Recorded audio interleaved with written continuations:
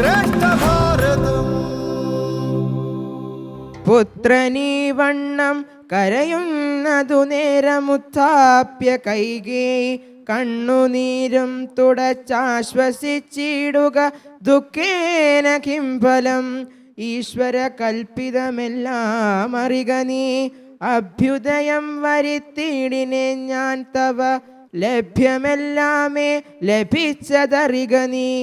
ദശരഥ മഹാരാജാവിന്റെ മരണാനന്തരം ദൂതവാക്യം മാതുലനാൽ അറിഞ്ഞ് കേകെ രാജ്യത്തു നിന്നും വന്ന ഭരതൻ തൻ്റെ രാജ്യം ശബ്ദമില്ലാതെയും ആഘോഷങ്ങളില്ലാതെയും കാണുന്നു.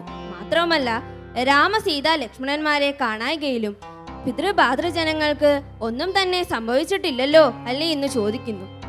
മറുപടിയായി കൈകേയി മാതാവ് പറയുന്ന വാക്കുകളാണിത്.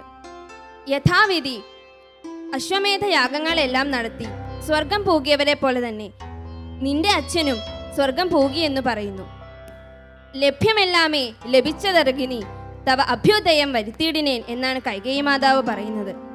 അതായത് തൻ്റെ മകനെ വാഴിക്കുക എന്ന വരം വാങ്ങി ഭരതന്റെ ക്ഷേമം ഉറപ്പുവരുത്തിയെന്നും രാജ്യം സംപ്രാപ്തമായ നിനക്ക് ശോകത്തിന് കാരണം വേണ്ടെന്നും ചാബല്യം കളഞ്ഞ് പൂജ്യനായി വാഴുക എന്നും പറയുന്നു.